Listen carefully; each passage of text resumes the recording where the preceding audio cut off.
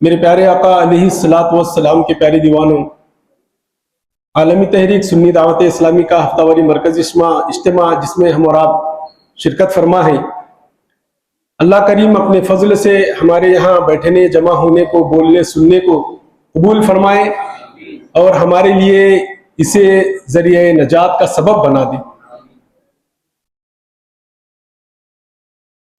دور اسلام میں شروع کے دور میں تاریخ شاہد ہے کہ جب حضور نبی مکرم صلی اللہ علیہ وآلہ وسلم نے بعثت کا اعلان فرمایا، بعثت نبوی کا اعلان فرمایا، تو لوگوں میں بڑے خراب ماحول پیدا ہوئے۔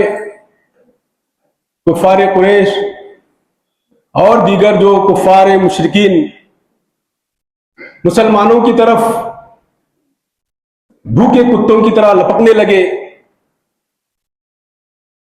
انہیں صحابہ کرام علیہم رضوان حضور نبی مکرم صلی اللہ علیہ وسلم کی تعلیمات سے جو آشنا ہو کر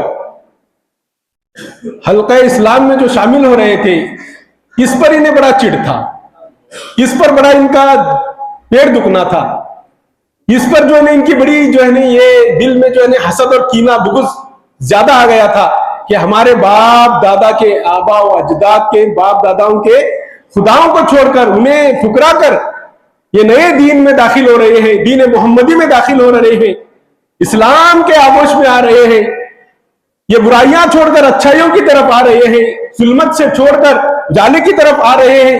یہ ان کی طرف بڑا پیٹ دکھنا تھا۔ تو شروع میں اسلام کے ماننے والوں پر بڑی زیادتیاں ہوئی، بڑے ظلم ہوئے، بڑے تکالیفوں کا سامنا کرنا پڑا۔ 3 سال تک ان کے ساتھ کسی طرح کے سارے معاملے بیکاٹ کر دیے گئے تھے۔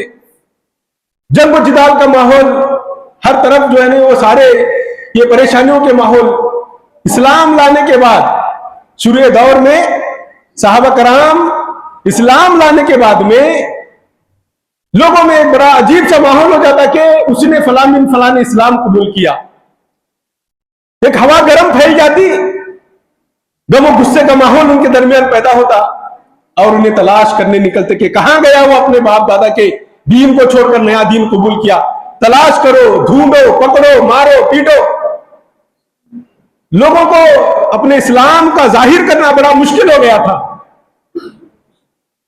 دین کو قبول کرتے سچائی اور حقانیت کی بنیاد پر،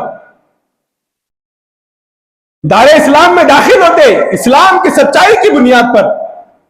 پھر جب کفار قریش اور دشمنان اسلام کے صعوبتیں، ان کے سارے معاملات سامنے آتے تو اسلام کی وہ چاشنی ان کے دلوں میں ایسی پیوست ہو گئی کہ تکالیفیں ان کے سامنے کچھ نظر نہیں آتے، مشکلات ان کے سامنے کچھ نظر نہیں آتے، پریشانیاں انہیں ستاتی نہیں، کفار و مشرکین کی تلواریں انہیں ڈراتی نہیں، اس لیے کہ ان کے دل میں ایمان کی حلاوت آ گئی، اللہ رسول کی محبت آ گئی، رسول گرامی وقار صلی اللہ علیہ وسلم کے رخ زیبا کا جو ان کے نگاہوں میں جلوہ آ گیا، تو پھر کفار و مشرکین کی تکالیفیں انہیں ان سے ہٹنے نہیں دیتی۔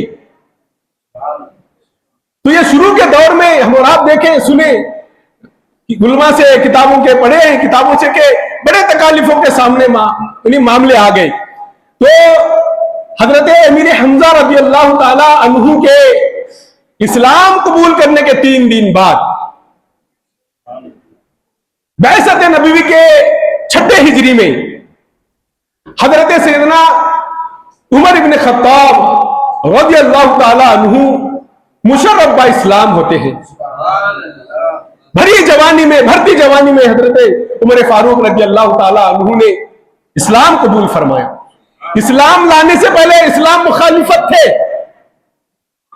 اسلام کی مخالفت کرتے تھے، لیکن بہت سارے ان کے احباب، بہت سارے ان کے جو لوگوں کے درمیان میں اسلام قبول کرنے کا معاملہ آ گیا، اسلام کی سچائیاں سامنے اجاگر ہونے لگی، اسلام کیا ہے لوگ سمجھنے لگے، تو ان کا دل بھی وہ اسلام کی طرف مائل ہوتا گیا۔ جب اپنی بہن کے گھر گئے، دیکھا کہ بہن کے گھر میں قرآن مقدس کی عظیم تلاوت آ رہی ہے، تو وہاں سے اور زیادہ ان کا دل نرم ہو گیا۔ حضرت سیدنا عمر فاروق رضی اللہ تعالیٰ عنہ یہ حضرت خطاب رضی اللہ خطاب کے بیٹے ہیں. فاروق ان کا لقب ہے. تو یہ بڑے عظیم جلیل القدر صحابی جو 40ویں نمبر پر اسلام قبول لانے میں آتے ہیں. حضرت سیدنا عمر فاروق رضی اللہ تعالیٰ عنہ 40ویں نمبر پر اسلام قبول کرنے میں آتے ہیں. اور یہ حضرت سیدنا ابوبکر صدیق رضی اللہ تعالیٰ عنہ بہت سارے آ کر مرید ہوتے ہیں. مریدی لوگوں کو بلا کر دی جاتی ہے, آتے ہیں لوگ بہت سارے مرید بننے کے لیے, لیکن یہ مرید والا معاملہ نہیں ہے حضرت سیدنا عمر فاروق رضی اللہ تعالیٰ عنہ کا. یہ مراد والے حضرت عمر فاروق رضی اللہ تعالیٰ عنہ, یہ مرید والے نہیں ہے بلکہ یہ مراد والے ہیں. سرکار صلی اللہ علیہ وسلم نے انہیں مراد سے مانگا ہے اللہ تعالیٰ سے. یہ بلا کر دیے گئے ہیں. آ کر کوئی لیتا ہے, بلانا الگ ہوتا ہے, بلایا اسے جاتا ہے جو خاص ہوتا ہے. ہر کسی عام کو بلایا نہیں جاتا, عام ہوتا ہے وہ آتا ہے, مریدی لیتا ہے. اور یہ عام نہیں تھے حضرت سیدنا عمر فاروق, یہ خاص تھا سرکار صلی اللہ علیہ وسلم کی بارگاہ میں. اسی لیے اللہ تعالیٰ سے سرکار صلی اللہ علیہ وسلم نے انہیں مانگ کر دیا. عمر فاروق رضی اللہ تعالیٰ عنہ کو سرکار صلی اللہ علیہ وسلم نے اللہ تعالیٰ سے مانگ کر لیا ہے. تو یہاں پھر اس کے بعد میں جب ہجرت کا معاملہ آیا, مکہ شریف سے مدینہ شریف ہجرت کرنے کی بات آئی, تو حضرت سیدنا عمر فاروق رضی اللہ تعالیٰ عنہ اسلام قبول کر چکے تھے. پھر یہ اعلانیہ اسلام قبول کیے ہیں, چھپ کر نہیں. اکثر صحابہ کرام جو ہے وہ کفار و مشرکین کے معاملات بڑے پریشان کن تھے.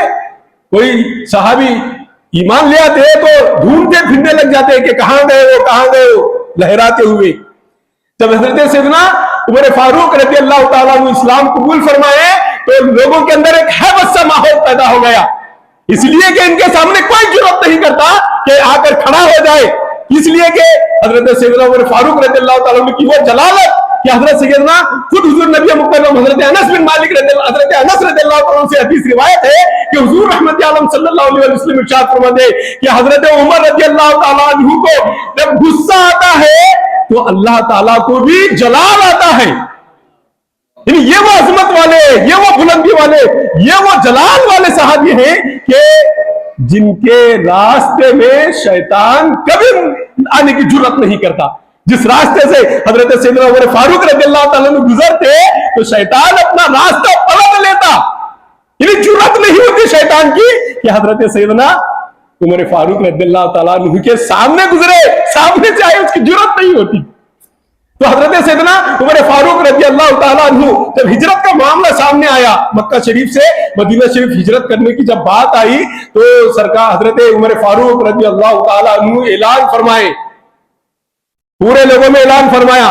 بہت سارے صحابہ کرام, بہت سارے لوگ چھپ چھپ کر قافلے کی شکل میں راتوں یا بہت سارے اونٹوں کی چلے جا رہے تھے, لیکن یہ وہ جلیل القدر صحابی, یہ وہ مرد کلندر, یہ وہ مرد مجاہد تھے کہ انہوں نے اعلان فرما دیا مکہ شریف میں, عمر بن خطاب ہجرت کرنے جا رہا ہے کوئی میں کا لال جو میرے سامنے آئے روکے, یہ وہ چاہے کہ وہ اپنی عورت کو بیوہ کرے, یہ وہ چاہے کہ اپنے بچوں کو یتیم کرے تو آئے میرے سامنے. اعلانیہ طور پر حضرت عمر فاروق رضی اللہ تعالیٰ عنہ نے ہجرت فرمائی, اعلانیہ طور پر, چھپ کر نہیں اعلان فرمائی.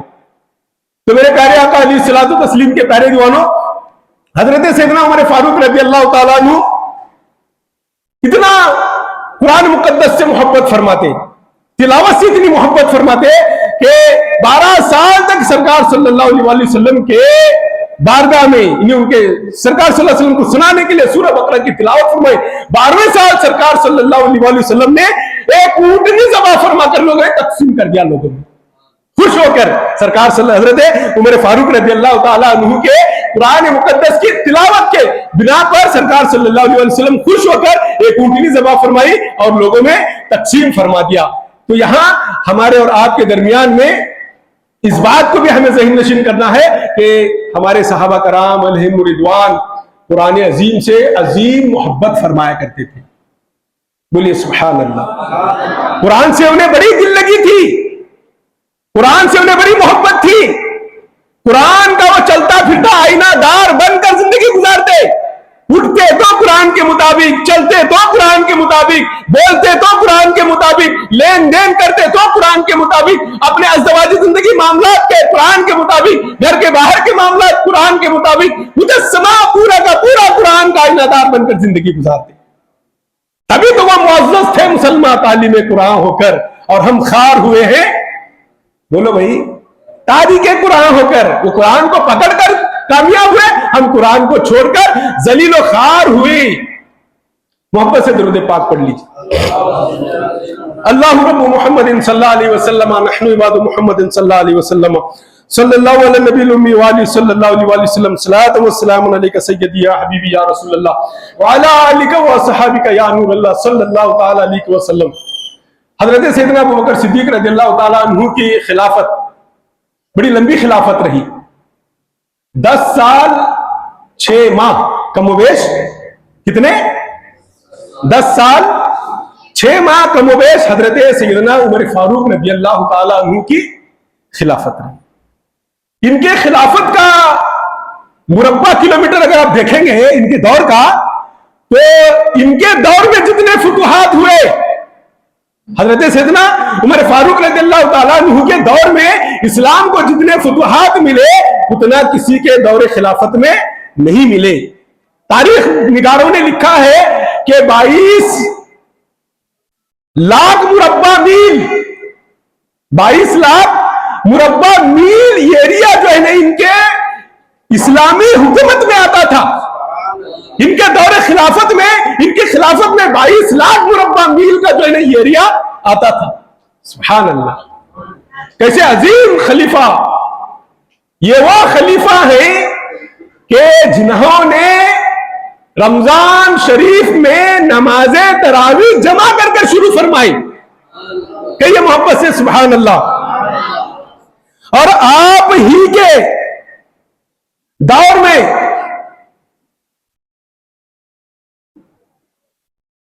حضرت عمر فاروق رضی اللہ تعالیٰ عنہ کے دور میں صبح کی اذان میں پہلے احیا الصلاۃ خیر من النوم نہیں پڑھا جاتا تھا، لیکن حضرت سیدنا عمر فاروق رضی اللہ تعالیٰ عنہ نے اب صبح کی اذان میں جو ہے نا وہ الصلاۃ خیر من النوم، الصلاۃ خیر من النوم شروع فرمایا. یہ ان کے کارنامے. حضرت سیدنا عمر فاروق رضی اللہ تعالیٰ عنہ ایسے عظیم خلیفہ ہیں کہ اتنا بڑا سلطنت کے مالک ہو کر، اتنی بڑی سلطنت کے سردار ہو کر، خلیفۃ المسلمین ہو کر، آپ کی زندگی کو اگر آپ اور میں دیکھیں گے تو معلوم ہوگا کہ اتنی سادہ مزاج زندگی انہوں نے گزاری، اتنی سادہ مزاج زندگی انہوں نے گزاری کہ اپنے آپ کو کبھی یہ زحمت ہی نہیں کرتے کہ میں اپنے لوگوں میں، اپنی رعایا میں، اپنے ماننے والوں میں خلافت کا منصب میرے اوپر ہے یا میں خلیفۃ المسلمین ہوں ظاہر کرے کبھی پسند نہیں کرتے. کبھی انہوں نے نہیں پسند فرمائی اس بات کو لے کر کے یہ امیر المومنین ہے، نہیں، بلکہ ایک عام جیسے لوگ بالکل سادہ مزاج. یہاں تک کہ تاریخ میں آتا ہے کہ جب عید کا دن تھا، عید الفطر کا، تو عید کا سب لوگ جاتے ہیں، نیا جوڑا پہنتے ہیں، سرما عطر لگاتے ہیں، نیا چپل پہنتے ہیں. ان کا حال یہ تھا کہ وہی اپنے لباس ملبوس کر کے بغیر جوتے کے، بغیر چپل کے عیدگاہ کے لیے چلے گئے. کون؟ بولیے. امیر المومنین، خلیفۃ المسلمین، اتنی بڑی سلطنت کے مالک. لوگ تعجب کرتے تھے ان کے زندگی کو دیکھ کر، ان کی سادگی کو دیکھ کر لوگ تعجب کرتے تھے. اب امیر المومنین بولے تو کیسا رہتا؟ بولو ملک کے اتنی بڑی 22 لاکھ مربع میل کے خلافت کے جو سردار ہیں، ان کا آپ دیکھو اتنے بڑے یمن کے، روس کے، پھر اس کے بعد مصر کے، بعد میں جو ہے نا وہ اور ایران کے دیگر ممالک کے سفیر، وزیر، مشیر ملا کرنے آتے تھے. اب وہ آتے تھے تو بڑی ٹھاٹ بار سے آتے، ان کا لباس بڑا شاہانہ ہوتا. وزیر آ رہا ملک کا بولے گا تو ذرا وہ اچھے لباس میں آتے، اچھے زیبا تن ہو کر آتے. لیکن حضرت سیدنا عمر فاروق رضی اللہ تعالیٰ عنہ کا معاملہ وہی معاملہ تھا درویشوں والا. فقیری درویشی ہی میں انہوں نے اپنی زندگی گزاری. کبھی پسند نہیں فرماتے کہ اچھا لباس जेब तन हो, ठाट बाट अपने ऊपर हो, बड़ी शान शौकत वाला नजर आओ, कभी इन्होंने पसंद नहीं फरमाया। सहाबा कराम में चीनी को यहां हुई कि दूसरे ममालिक के लोग खलीफतुल मुस्लिमीन को मिलने आते हैं। हजरत अमीरुल मोमिनीन तो बड़े सादा मिजाज लोगों में बैठे, तो मालूम नहीं होता कि एक मिस्र का वजीर आता है, अबू ज़र गफ्फारी रज़ियल्लाहु ताला से मुलाकात करता है, दरियाफत करता है कि खलीफतुल मुस्लिमीन कहाँ है। तो मस्जिद नबी की तरफ इशारा करते हैं, अंदर तशरीफ फरमाए, बैठे हैं देखो अंदर वहां बोल। ठीक है बोल को वो मुशीर आता है, तो वजीर जाता है अंदर, देखता है तो 3 अफराद बैठे हैं, तीनों भी सब सेम ऐसे एक जैसे नजर आ रहे हैं। अब खलीफतुल मुस्लिमीन बोले तो जरा डिफरेंट मालूम होना ना, अलग अलग ना भाई। तो मालूम नहीं हुआ, इनको कंफ्यूज हो गई है कि इन्होंने ये शायद करको गांव में गए होंगे बोल। तो फिर हजरत अबू ज़र गफ्फारी रज़ियल्लाहु ताला फरमाते कि खलीफतुल मुस्लिमीन तो वहां नहीं है। इनको यकीन था कि वो फरमाते कि नहीं अंदर है, उन्होंने अंदर बैठे हुए थे तो उन्होंने है वहां। तो ऐसे ही जाकर फिर उसके बाद में उनको बुला ले जाते हैं। कौन? हजरत अबू ज़र गफ्फारी, वो जो वजीर आया था मिस्र का, फिर उन्हें बुला ले जाते हैं, बताते हैं कि ये हजरत अमीरुल मोमिनीन उमर बिन खत्ताब रज़ियल्लाहु ताला अन्हु है। इनका हाल देखे तो बिल्कुल एकदम मस्जिद में सादा लिबास बैठे हैं, इस तरह के लोगों को पता नहीं चल रहा कि कौन अमीर है और कौन जो है उनके रियाया है, कौन मालिक है और कौन गुलाम है, कौन अमीर है कौन गुलाम है, पता ही नहीं चला। तो सहाबा कराम में चीज क्या मतलब कि अमीरुल मोमिनीन भी अपने लिए एक अच्छा लिबास पहने, एक अच्छा लिबास बनवाए, ताकि जब दूसरे ममालिक के दूसरे शहरों के लोग इन्हें मिलने आते तो ये भी अपनी वज़ाफ़ता में, अपनी ठाट बाट में, अपने शाहाना अंदाज में उनसे मुलाकात करे, ताकि इस्लाम का और दबदबा, इस्लाम का और गलबा लोगों में रहे। तो ठीक है, मशवरा हुआ कि चलो ठीक है, हजरत अमीरुल मोमिनीन से बोलते हैं कि मशवरा देते हैं कि आप एक अच्छा लिबास, शाहाना लिबास अपने लिए बनवा लो। तो अब शेर के मूंछ को छेड़ेगा कौन? बात है शेर के मूंछ को जाकर छेड़े कौन? अब सब घबराने लगे, उनको कौन बोले? किसी की जरूरत नहीं हुई कि हजरत उमर फारूक रज़ियल्लाहु ताला अन्हु को जाकर जो है मशवरा दे कि आप जो है अपने लिए एक अच्छा लिबास बनवा ले, किसी को हिम्मत नहीं हुई। तो फिर सहाबा कराम में मशवरा हुआ कि क्यों ना हो कि हम हजरत सैयदना मौलाए कायनात अली अल मुर्तज़ा रज़ियल्लाहु ताला अन्हु को जो है ये खबर देते हैं, उन्हें मशवरा देते हैं कि आप जो है उनको बोले कि एक आप जो है अच्छा लिबास अपने लिए बनवाए। तो ठीक है चलो करके हजरत सैयदना अली अल मुर्तज़ा रज़ियल्लाहु ताला अन्हु से इस बात की तरफ इशारा होता है। तो हजरत मौलाए कायनात अली अल मुर्तज़ा रज़ियल्लाहु ताला अन्हु भी जो है इस बात को राजी नहीं होते कि हजरत उमर फारूक रज़ियल्लाहु ताला अन्हु को मशवरा दे ना, वो कोई दूसरी बात है तो बोलो मैं बोल दूं, लेकिन इस बात की तरफ मैं राजी नहीं होता, नको होकर। फिर क्या करें हुजूर? तो खुद हजरत सैयदना अमीरुल मोमिनीन सैयदना अली अल मुर्तज़ा रज़ियल्लाहु ताला अन्हु इरशाद फरमाते हैं कि आप मां आयशा सिद्दीका रज़ियल्लाहु ताला अन्हु को जाकर कहे, अन्हा को जाकर कहे कि आप उमर को कहे कि वो अपने लिए एक अच्छा लिबास बनवा ले, ताकि बाहर से जो मुशीर, बाहर से जो वज़रात आते हैं उनके सामने बैठकर जो है वो अच्छे ठाट बाट में रहे, शान शौकत में रहे। तो ये बात अच्छी लगती है कि चलो मां आयशा सिद्दीका रज़ियल्लाहु ताला अन्हा को जाकर कहते, ठीक है। तो मां आयशा सिद्दीका रज़ियल्लाहु ताला अन्हा से जाकर सहाबा कराम अर्ज करते हैं अली अल मुर्तज़ा रज़ियल्लाहु सारे के सारे कि आप जो है हजरत उमर फारूक रज़ियल्लाहु ताला अन्हु को एक अच्छे लिबास का मशवरा दे दें, ताकि लोगों में जो है वो एक तरह की उनकी वज़ाक़त बाकी रहे, ठाट बाट बाकी रहे। तो चलो ठीक है, अगर बुलाते हैं तो फौरन हजरत उमर फारूक रज़ियल्लाहु ताला अन्हु मां आयशा सिद्दीका रज़ियल्लाहु ताला अन्हा के बागा में भागे आगे आते हैं, अर्ज करते हैं बंदा हाजिर है, गुलाम हाजिर है। मां क्या अर्ज थी, क्या बात थी? तो मां आयशा सिद्दीका रज़ियल्लाहु ताला अन्हा अर्ज करते हैं कि सहाबा कराम में इस बात की मशावरत हुई थी कि आप अपने लिए एक अच्छा नया लिबास बनवा ले, ताकि जो दूसरे मुशीर और वज़रात आते हैं उनके सामने आप अच्छा लिबास पहन कर बैठे। तो इतना सुनना था, नीचे मुंडी करते हैं, गर्दन नीचे रहते हैं हजरत उमर फारूक रज़ियल्लाहु ताला अन्हु, थोड़ी देर खामोश होते हैं, निगाहें उठाते हैं, दाढ़ी मुबारक भीगी होती है, ज़ारो खतार रोते हैं। फिर मां आयशा सिद्दीका रज़ियल्लाहु ताला अन्हा से अर्ज करते हैं, मां आपकी मशवरा, आपकी बात सर आंखों पर, दिलो जान से तस्लीम, लेकिन मुझे मेरे प्यारे महबूब सल्लल्लाहु अलैहि वसल्लम ने जो रंग दिया है, जो उन्होंने अपनी जिंदगी में जो ड्रेस, जो लिबास जेब तन करके जो जिंदगी गुजारी है, मैंने उन्हीं से यही सीखा है। अगर आप कहती है तो मैं ठीक है, मैं कर लेती हूं, मैं कर लेता हूं, आप कहती है तो मैं जेब तन कर लेता हूं, लेकिन सरकार सल्लल्लाहु अलैहि वसल्लम ने तो हमें यही रंग दिया है जो हमारे ऊपर लगा हुआ है। इतना कह कर रोते हैं, मां आयशा सिद्दीका रज़ियल्लाहु ताला अन्हा भी रोती है। सहाबा कराम वही मजमुए मूले में खड़े हुए थे, बाहर दहलीज पास खड़े हुए थे। फिर उसके बाद में हजरत अबू उमर फारूक रज़ियल्लाहु ताला अन्हु बाहर निकलते, फौरन सहाबा कराम सारे के सारे मां आयशा सिद्दीका रज़ियल्लाहु ताला अन्हा के पास में आते, अर्ज करते कि क्या हजरत अबू उमर रज़ियल्लाहु ताला अन्हु ने बात मान ली है? तो हजरत मां आयशा सिद्दीका रज़ियल्लाहु ताला अन्हा कहती है कि आपकी बात तो अच्छी थी, लेकिन उमर की बात सबसे अच्छी थी। आपकी बात तो अच्छी है कि मशवरा अच्छा है, आपकी बात अच्छी है कि अच्छा लिबास पहनकर सामने जाए, लेकिन सबसे अच्छा मशवरा उमर का है कि उन्होंने ये कहा है। तो सारे के सारे इस बात पर जो है ना वो खामोश रहते हैं। कि हजरत उमर फारूक रज़ियल्लाहु ताला अन्हु की जिंदगी में सादगी का ये माहौल देखा गया कि जिनकी सादगी से ही लोगों के दरमियान में तकवा शियार जिंदगी में शामिल होती गई।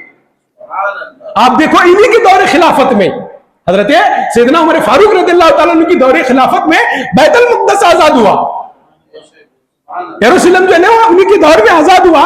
फिर एक अपने गुलाम के साथ में ऊंटनी पर जो है ना वो चले, जाकर कोई मामला सेटल पटल करके आना पड़ता ना, जाके वजीर मुंतखब करना पड़ता है, जनरल मुंतखब करना पड़ता है, फिर सारे सारे इंतजाम जो है ना वो देकर करने पड़ते, इसलिए कि इन्होंने ही हजरत सैयदना उमर फारूक रज़ियल्लाहु ताला अन्हु ही ने खिलाफत का माहौल पैदा फरमाया, अदालत का माहौल पैदा फरमाया, जेल का माहौल पैदा फरमाया। ये जो सारे जो सरकारी मामला थे ये इन्हीं के दौर में शामिल हुए, इन्होंने ही ये जात फरमाया। फिर जब गए, अब तो इनका आजिजाना जिंदगी का माहौल देखे कि अब दो जने एक ऊंट पर बैठे, एक नकेल पकड़ कर चले, थोड़ी देर चले, चलो चलो एक 2-3 घंटा 4 घंटा चले, फिर 4 घंटे के बाद में ऊपर वाला नीचे आए, नीचे वाला ऊपर जाए। ये इंसाफ भी है और ये अखलाक की फरीजा भी है। इस्लाम मसावत का मजहब है। अरबी हो या अजमी हो, अमीर हो या गरीब हो, खलीफा हो या रियाया हो, छोटा हो या बड़ा हो, काला हो या गोरा हो, इस्लाम यहां किसी मामलात में तफरीक नहीं पैदा करता, मसावत का मजहब है। तो अमीरुल मोमिनीन कुछ देर चले ऊपर बैठकर, फिर गुलाम जो है ना वो नीचे था, फिर गुलाम की बारी आई, गुलाम ऊपर हो गया, अमीरुल मोमिनीन नीचे नकेल पकड़कर चलने लगे। यही वहां तक बैतुल मुक़द्दस यरूशलेम पहुंचने तक यही मामला चलता रहा, ऊपर नीचे वाला मामला। लोग मुंतजिर थे बैतुल मुक़द्दस की चाबियां सुपुर्द करने, वहां के फतह की मामला इनके सामने रखने के लिए लोग मुंतजिर थे। किनारे, शहर के किनारे जमा थे। खलीफतुल मुस्लिमीन आ रहे हैं, मुसलमानों के खलीफा आ रहे हैं, 22 लाख मुरब्बा मीटर के मालिक आ रहे हैं, देखने के लिए लोग मुंतजिर थे, क्या शान शौकत से आ रहे होंगे। तो फिर इसके बाद में जब मामला ऊपर नीचे चल रहा था, गांव के करीब पहुंचे, बैतुल मुक़द्दस के करीब पहुंचे, तो उस वक्त बारी ऊपर बैठने की गुलाम की थी और नकेल पकड़कर चलने की अमीरुल मोमिनीन की थी। अब आप अंदाजा लगाओ कि मदीना शरीफ से वहां तक पहुंचने में कितना लंबा सफर, धूल मिट्टी का माहौल, फिर गर्द आलूद कपड़े, बाल गर्द आलूद, क्या हाल बना हुआ होगा चलते समय। आज का जो जैसा सफर नहीं है, यहां बैठे तो वहां फौरन डायरेक्ट घंटे 2 घंटे में प्लेन में सफर हो गया, फ्रेश होकर ही जाते। उस वक्त ऐसा माहौल नहीं था। फिर उसके बाद में करीब जब पहुंचे लोगों के, गुलाम ऊपर था, आका नीचे नकेल पकड़ कर आ रहे हैं। इस्लाम की अजमत शान और शौकत से लोगों के दरमियान भी नहीं पहुंची। हजरत उमर फारूक रज़ियल्लाहु ताला अन्हु अर्ज करते हैं उस मौके पर इस्लाम को इज्जत कपड़ों से नहीं मिली, इस्लाम अबू उमर को इज्जत कपड़ों से नहीं मिली, इस्लाम से इज्जत मिली है। कपड़ों से और इस्लाम, कपड़ों से उमर को इज्जत नहीं मिली है। ज़ेब-ए-तन अच्छा लिबास कर ले, आज हमारा माहौल बना है, हम इज्जत कपड़ों में तलाश करने जाते हैं, हम इज्जत रुपयों में तलाश करने जाते हैं, हम इज्जत लोगों के दरमियान में अच्छा इत्र लगाकर तलाश करने जाते हैं, अच्छा जूता पहनकर हम लोगों में इज्जत तलाश करने जाते हैं। नहीं, बल्कि तारीख शाहिद है مسلمانوں کو عزت ملی ہے تو وہ در مصطفیٰ سے ملی ہے، اسلام کے دامن میں آنے سے اسلام سے عزت ملی ہے۔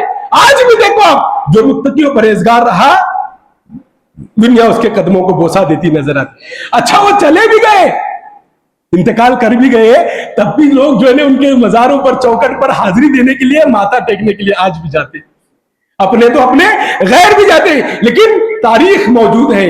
حضرت سیدنا عمر فاروق رضی اللہ تعالی عنہ نے اسلام سے ہی عزت پائی، بلکہ بارہا اپنے آپ کو سمجھانے کے لیے عرض کرتے ہیں کہ خطاب کا بیٹا عمر، جس کو 10 اونٹ بھی سنبھالنا نہیں آتا تھا، وہ ہے، آپ مجھے اسلام ہی سے عزت بخشی ہے، اسلام ہی نے، در مصطفیٰ ہی نے مجھے عزت بخشی ہے۔ بار بار اپنے آپ کو جو ہے اپنی یہ بتایا کرتے ہیں، کبھی بھی اپنے منصب پر انہوں نے فخر نہیں کیا، اللہ کا شکر بجا لاتے کہ اللہ نے تو نے مجھ سے جو ہے یہ خدمت کا کام لیا، اس بات پر شکر بجا لاتے۔ کئی واقعات ان کی زندگی کے ہمارے سامنے دیکھنے اور سمجھنے کو ملتے ہیں۔ ان کا بڑا پیارا قول ہے کہ نہر فرات سے ایک کتا بھی اگر پیاسا مر گیا تو اندیشہ ہے، ڈر ہے مجھے اس بات پر کہ کل قیامت کے دن اللہ تعالیٰ مجھے اس بات کا مواخذہ نہ کرے، اس بات پر مجھے پوچھ نہ کرے۔ یعنی اتنا ڈرتے تھے آخرت کے دن کو لے کر، اتنا ڈرتے تھے۔ تو یہ جنہوں نے بڑی شان کی زندگی گزاری، بڑی ٹھاٹ باٹ والی زندگی گزاری، بڑے واقعات ہیں ان کے، تفصیلی گفتگو ہے، وقت جو ہے ناکافی ہے۔ آخر وقت جن کا شہادت کا، ان کے شہادت کی گواہی حضور نبی مکرم صلی اللہ علیہ وسلم نے پہلی بیان فرمائی ہے نہیں؟ احد کے پہاڑ پر جب جا رہے تھے تو تبھی سرکار صلی اللہ علیہ وسلم نے فرمایا کہ 2 شہید اور 1 صدیق ہے۔ جب جھومنے لگا ہو تو فرمانے لگے کہ تیرے پیٹھ پر 1 نبی، 1 صدیق اور 2 شہید ہیں۔ حضرت عثمان غنی اور عمر فاروق رضی اللہ تعالیٰ عنہ کو شہید فرمایا۔ پہلے ہی سرکار صلی اللہ علیہ وسلم، غیب بتانے والی نبی نے پہلے ہی بیان فرما دیا کہ سرکار صلی اللہ علیہ وسلم کی شہادت ہوگی۔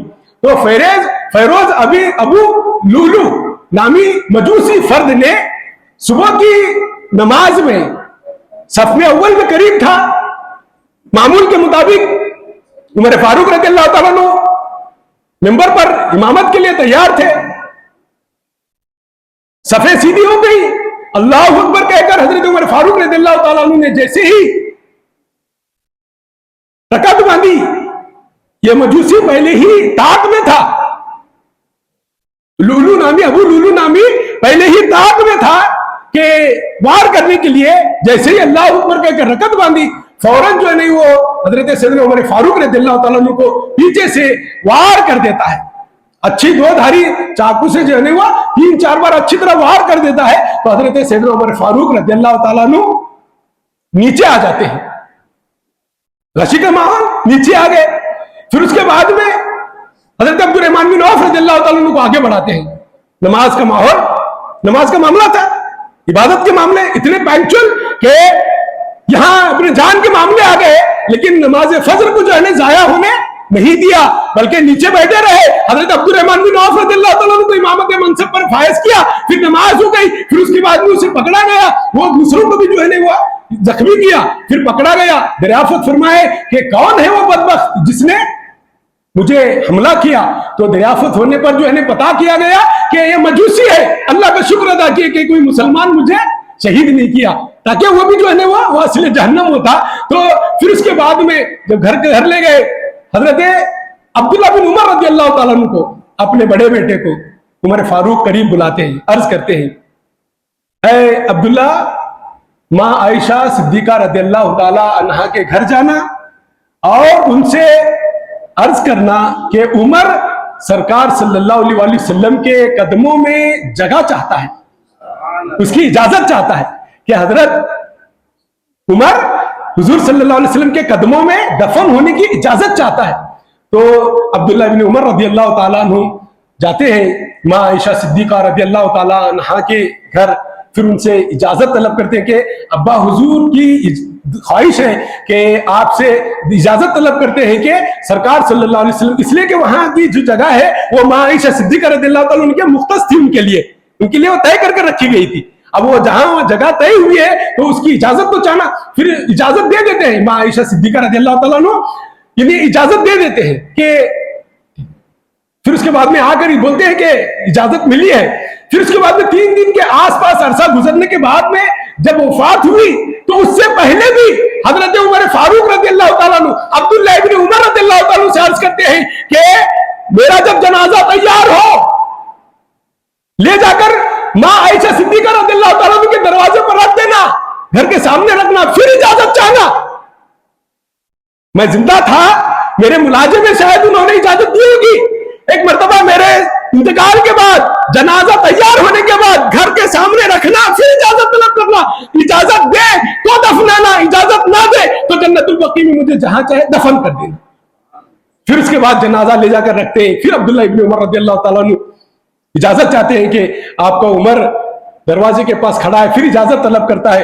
आप अगर इजाजत देते हैं बखुशी तो वो वहां दफनाएंगे, वरना फिर जो उनके तो फिर वो इजाजत देते हैं। फिर उसके बाद में हजरत सैयदना उमर फारूक रज़ियल्लाहु ताला अन्हु को वहां हजरत सरकार सल्लल्लाहु अलैहि वसल्लम के कदमों में हजरत सैयदना अबू बकर सिद्दीक रज़ियल्लाहु ताला उनके पहलू में जो है वहां उन्हें दफन होने का शर्फ हासिल हुआ।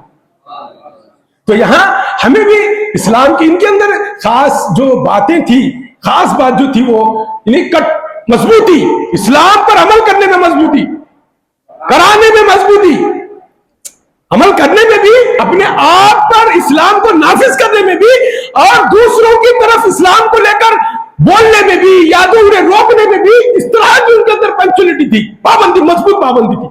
इसीलिए तो शैतान जैसा शैतान भी उनके करीब आने से, बोलो भाई, नहीं आता था, उनके गली से शैतान नहीं आता था। तो यहां हमारे अंदर भी जो है वो कॉम्प्रोमाइज वाला मामला ना है, शरीयत को लेकर, इस्लाम को लेकर, झूठ को लेकर, गिबत को लेकर या और दीगर गुनाहों को लेकर कॉम्प्रोमाइज चलता ले रंद ले रहा हो ना। इस्लाम में कहीं इसकी इजाजत नहीं है। तो मेरे प्यारे आका अलैहिस्सलातु तस्लीम के प्यारे दीवानों, वो अल्लाह ताला हमारे बोलने सुनने को, ये हमारे खिराज को जो है अपनी बारगाह में कबूल फरमाए, और उनकी जो अदालतों का, शुजाअतों का, जो उनके तकवा शियार जिंदगी का सदका अल्लाह पाक हमें भी अता फरमाए।